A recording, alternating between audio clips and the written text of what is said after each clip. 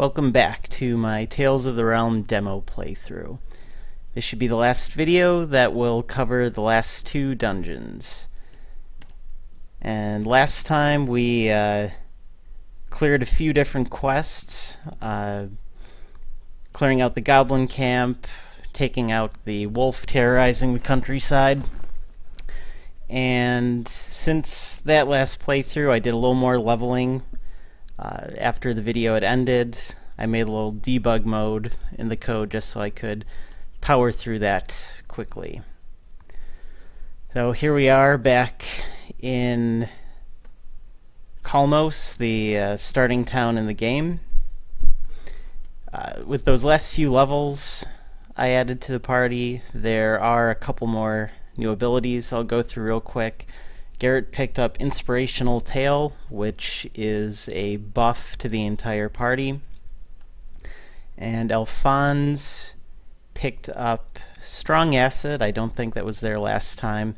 It lowers the enemy defense, which could be useful for some of the more difficult enemies. And Smokescreen, I believe, gives party-wide evasion, and I'll probably try that out a little later in the video. So, two dungeons left to cover are the Wizard Tower, which is where Nikolai wanted to have us go to, and this cave, which is going to be effectively the final dungeon for the demo. Alright, so here we are at the Wizard Tower.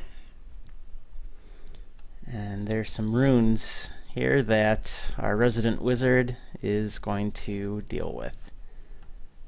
And here we are.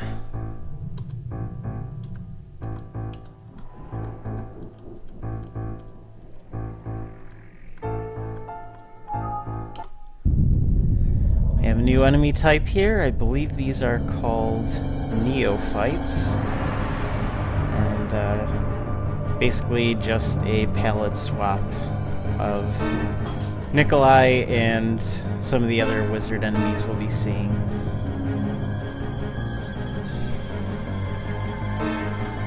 I imagine these enemies have a higher ward rating than most of the enemies we'll encounter, so magic will be a little less effective, but still the party-wide effect is going to still make magic useful. And that focus stone is going to be an accessory for Nikolai, which raises his magic ability slightly. More neophytes. Try attacks for these guys. As you can see, just basic attacks are going to cut these guys down pretty quickly, since they will have lower defense.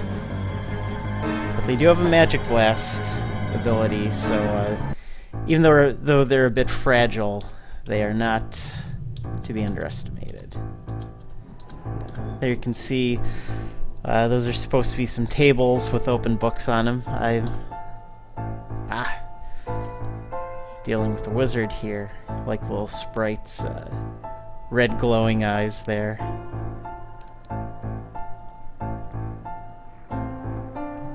Clearly Nikolai has an axe to grind.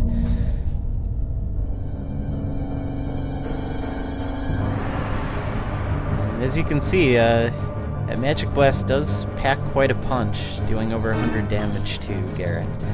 But at level 15, that's something we can handle. And despite Nikolai referring to him by name, he's still just a normal enemy, so he goes down without much of a fight. And going from the dialogue there, and I think what we'll see a little later on, not sure I wanted to make him come off as much of an asshole as he seems.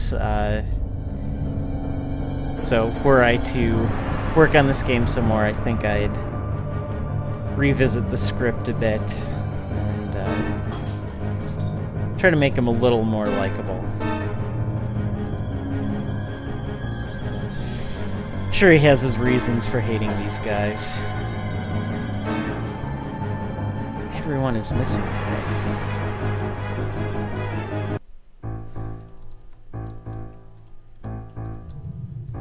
Oh. Looks like wizards don't want us coming through. That is a lot of damage, 573. That's what you get for a maxed out Garrett with a critical hit.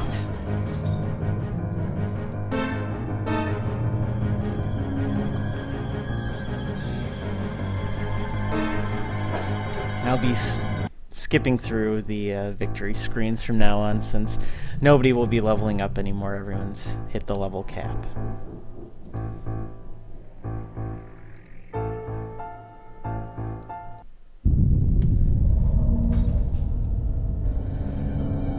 Nikolai there, clearly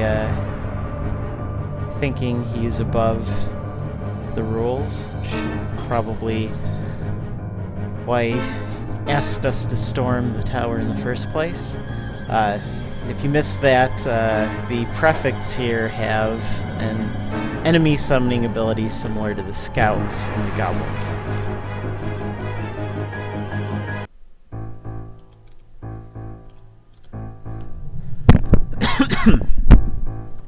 Well, the way is now clear, and there's some stairs. There was originally supposed to be 4 levels to this dungeon, and I've only implemented 2 in the demo.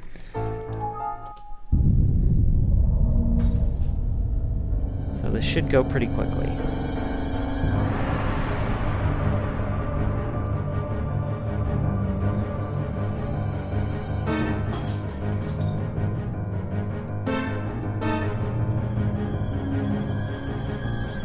Call another so we can finish this fight.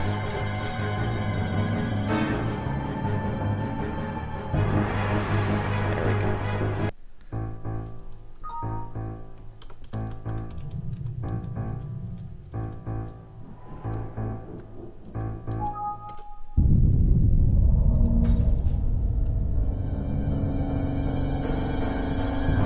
Didn't realize Nikolai was running so low on skill points. Have to feed him some potions in a bit.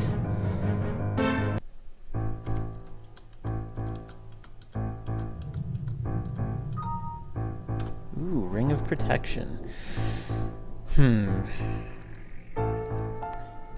Suppose I'll give that to Nikolai, who's almost certainly got the lowest defense. 51 compared to mid-80s for the others. They never implemented a front row, back row type of mechanic in this game, so wizards are going to be vulnerable.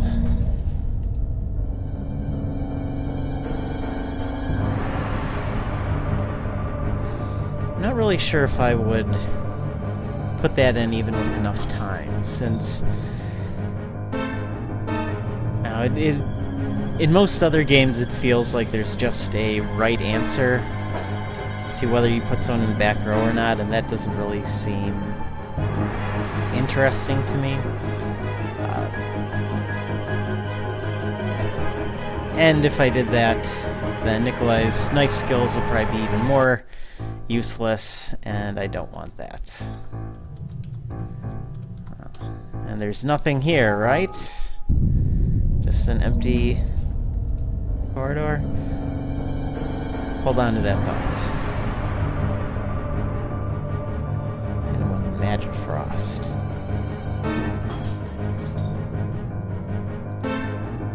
Kinda forgot he had that ability.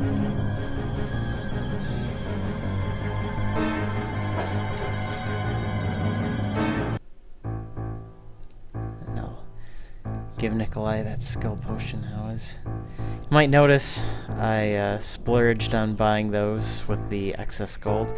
Alright, Nothing here, right? Oh, secret passage. And I remember this being kind of difficult to implement, given how I had written the code for Fog of War and just getting everything to line up. But yeah, there it is, secret passage. For a final version of this game, I'd probably want to implement some way of actually knowing there's a secret passage, some sort of hint. But given the current game user interface for the demo version, there wasn't really a good way to do that. Like, there isn't environmental lore section where it might say you are in a tower with gray tiles and a foreboding atmosphere, something like that, where maybe I could put some hint about there being a breeze or something, or a strange looking tile in the wall. And if I'd put in a message box or something, that's going to be too obvious probably. So I guess for now, that's just for the developer to know about and people watching this video. We picked up an ethereal robe, which is kind of interesting in that it gives a huge amount of ward, but not much defense. In most cases, I feel like the defense is going to be more useful since there aren't going to be a ton of enemies using magic. But in the Wizard's Tower, at the very least, ward should be valuable. So I'll put that on.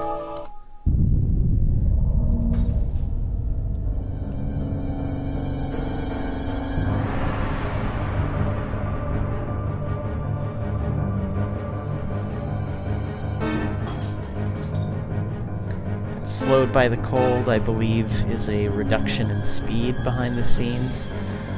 If I didn't mention it in one of the other videos, I think I'd want to include some way of displaying the enemy's status so you can know if they have some sort of defense boost or other buff running.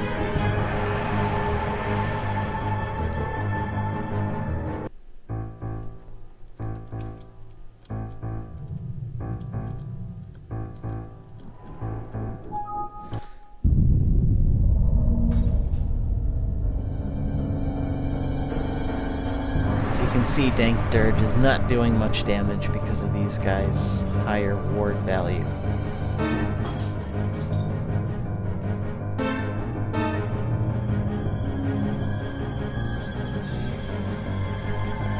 Garrett's sword techniques are just too strong. Silver Dagger, I believe that's going to be the best physical weapon for Nikolai, plus 12 attack. But given that he's pretty much always going to be using magic attacks, I'm going to stick with the Apprentice Staff.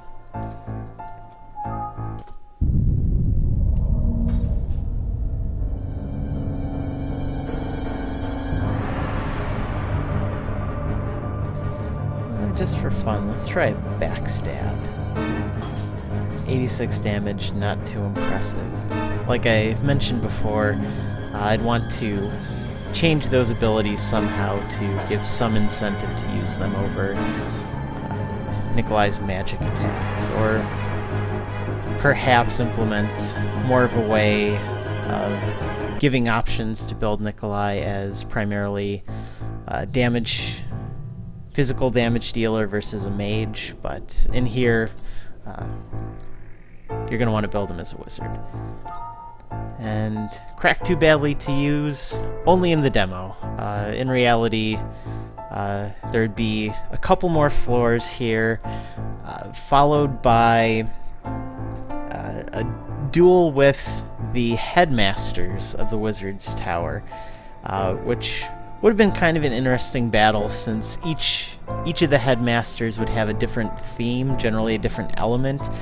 So I think that could have been a cool boss battle, but obviously not implemented in this demo. In a video I'm thinking about making after this, I might show some of the unfinished art I had for some of those boss characters.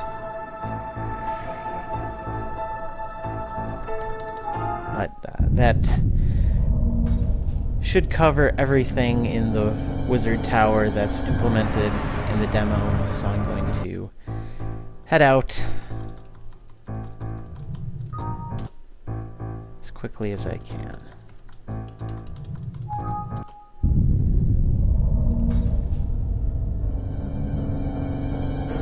Physical attacks are more than a match for these weaklings.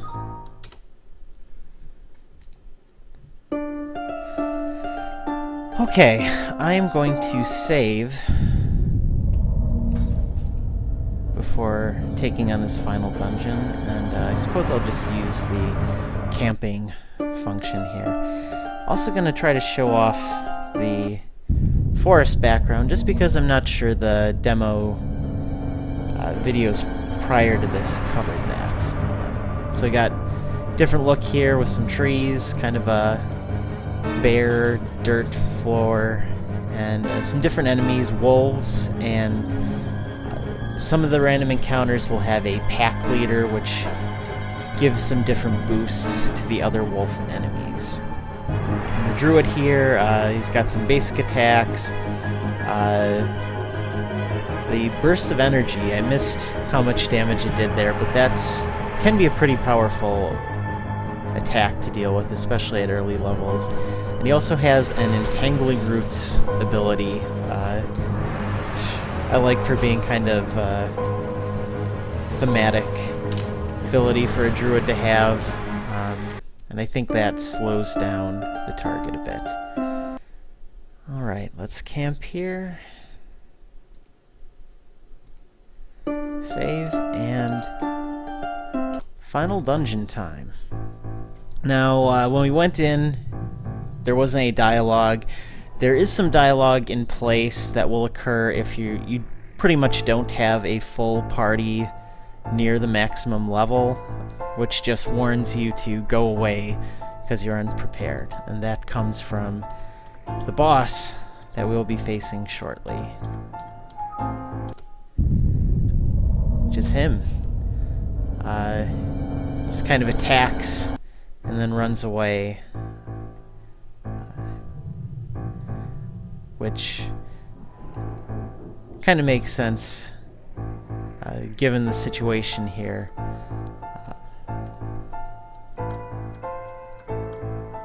A sleeping bag there in the corner.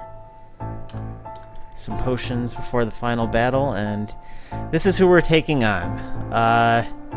And it is the creator, in other words, me. And a little embarrassing, but keep in mind that this is not something that was going to be in the final version of the game. This cave in the true version of the game was going to have kind of a mentor character for Garrett, another bard that would teach him a few different spells, I think centered around summoning and some mist creatures. That didn't really seem to fit with the demo. It wasn't something I wanted to implement there.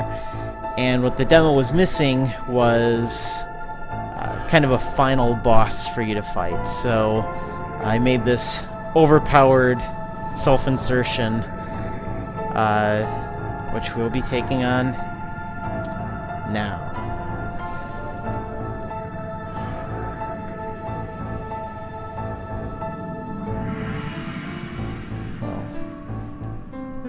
Pseudo-philosophy.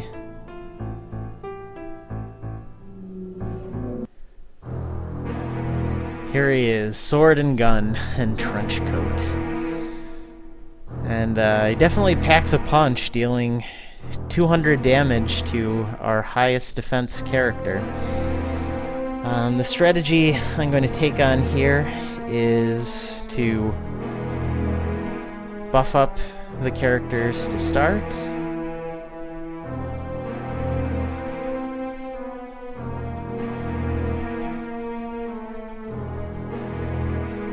Let's throw the smoke screen down and see what it does. Evade 18. Pretty good. And And hopefully Soothing Melody will be able to keep up with this boss's attacks.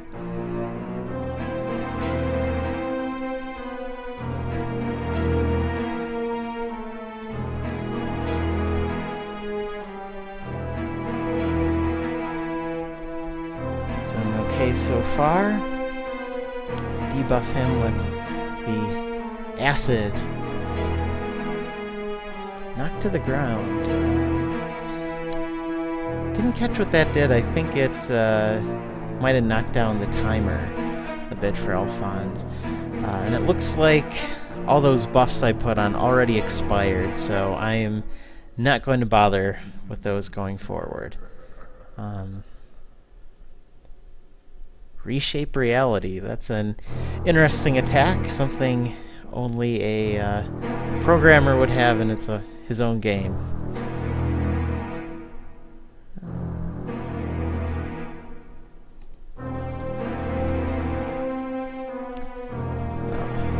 That's kind of an annoying attack. He's doing damage to everyone here and healing himself. I think Static Bolt should be able to outdamage.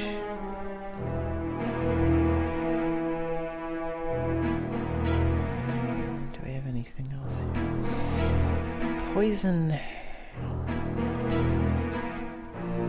could be good. Now it doesn't have a confirmation message, and I forget if that's something that can fail. Since I don't show poison damage on screen, I guess I'm just gonna have to take a leap of faith that it did something.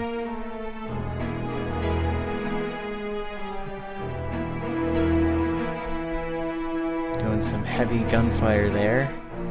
Try to keep up with the healing. Sad that Garrett's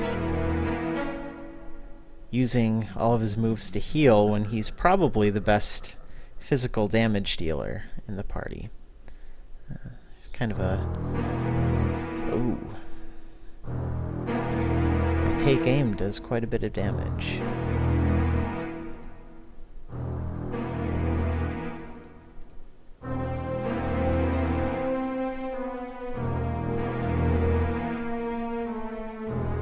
Does those attacks, he's not healing himself, so I think we're getting close.